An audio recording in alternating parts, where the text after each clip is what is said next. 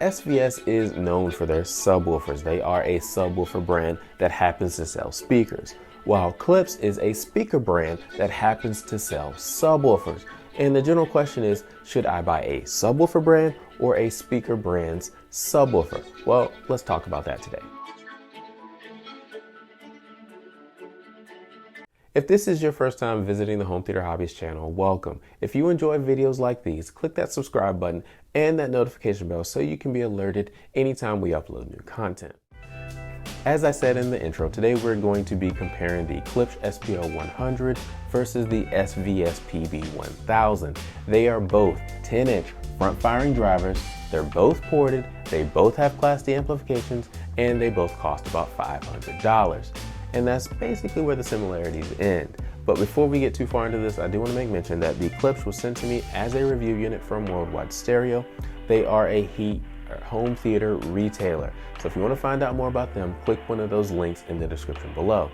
The PB-1000 is a subwoofer that I purchased for review and comparisons like these. Now enough about that, let's move on, let's talk specifications. Starting with the Klipsch SPL-100, it has a 10-inch front-firing driver with a frequency response from 27 Hz to 125 Hz.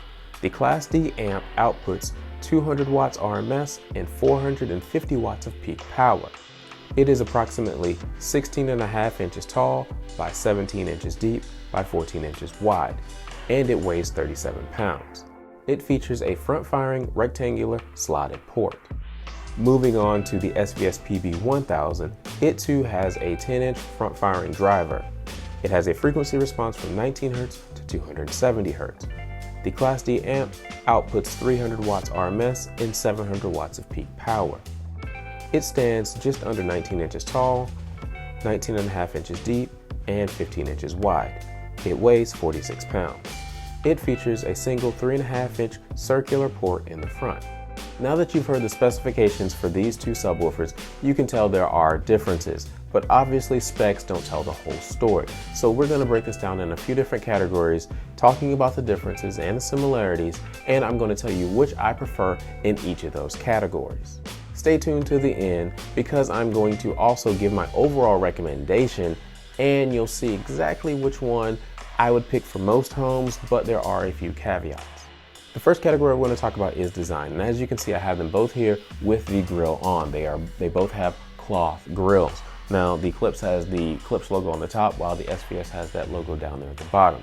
But even before you notice that, you notice the difference in size. The SVS is taller and also deeper than the Klipsch, so this is a nice compact design. The SVS also has a black ash surface finish with these rounded edges, while the Klipsch has this ebony vinyl that they call it with squared off corners. Now I prefer the rounded edges versus the square, but that is totally a personal preference.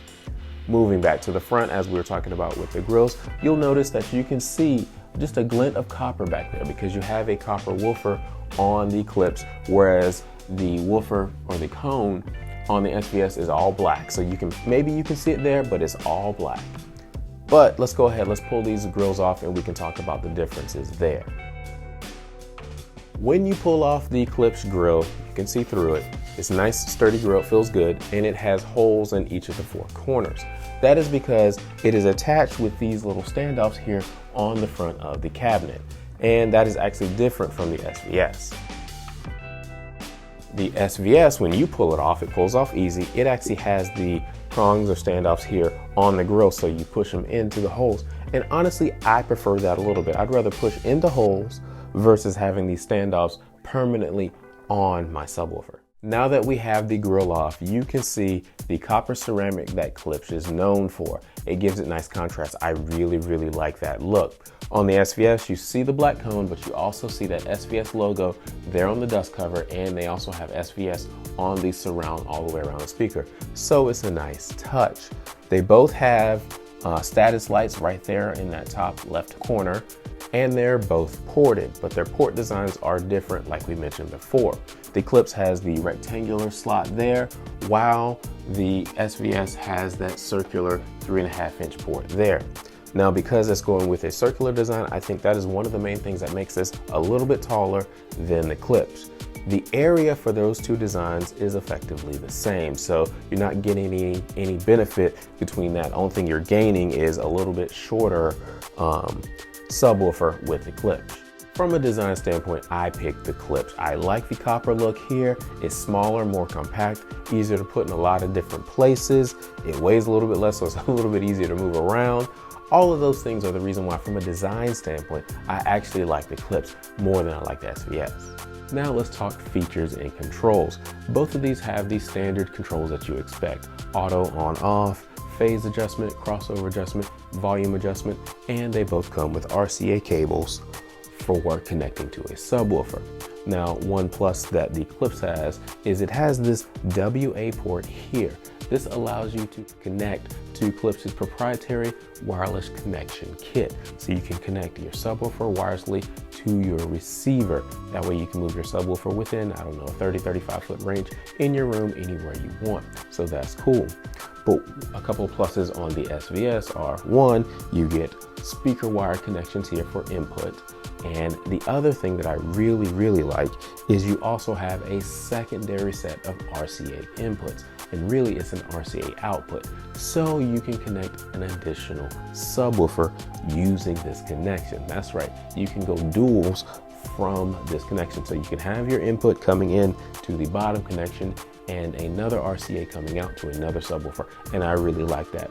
And because of that, I say the SVS wins this round. Now, I will say something else really quickly. SVS sells this wireless connection kit. It's called the wireless audio adapter. And these little adapters, actually, they're wireless. So you have two of these. You have one that connects to your subwoofer and you have another that connects to your receiver. And you can use these, so you can do wireless connections to your subwoofer with this kit. You can also use this kit with the Klipsch, so you don't necessarily need the Klipsch solution as well. So that's another reason why the SVS wins this round. The next category we're going to talk about is sound quality. And before I give you my impressions on that, let's listen to a couple of sound samples where you can hear the difference between the two.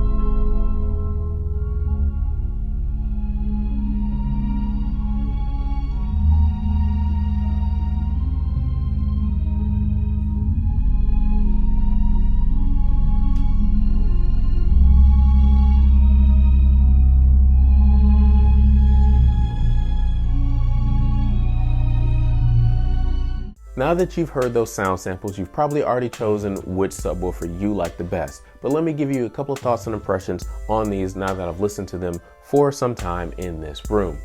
The SVS definitely gives you a nice balanced sound, while the Klipsch is a little bit more punchy.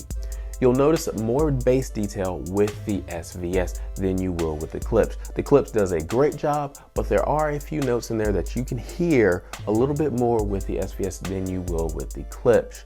I also noticed that the Klipsch definitely plays lower better. So it'll do 20 hertz without any issue.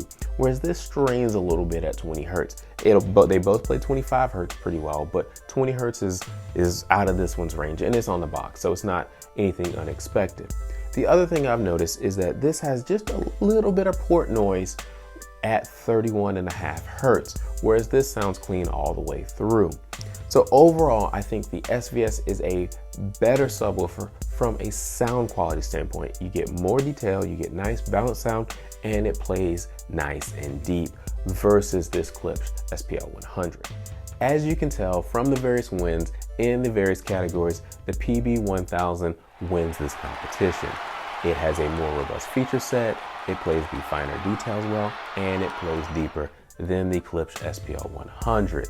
Now that being said, the Klipsch is not a bad subwoofer. I was pleasantly surprised that it holds its own for the most part against the PB-1000. So I do recommend the PB-1000 for most home theater setups. But if you want something that's a little bit more compact and looks good, I'd go with the Klipsch because it is a great subwoofer. I was really happy and surprised by just how well this does.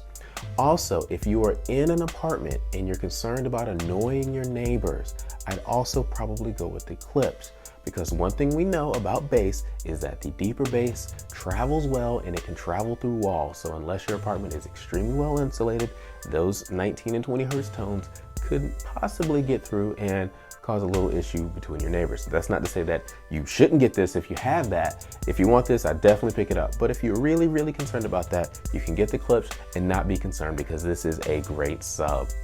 Thank you guys for watching. If you'd like to purchase either one of these subs, use those links in the description below because they help support the channel so we can do comparisons like these. Please like, subscribe, comment. We'll talk to you next time.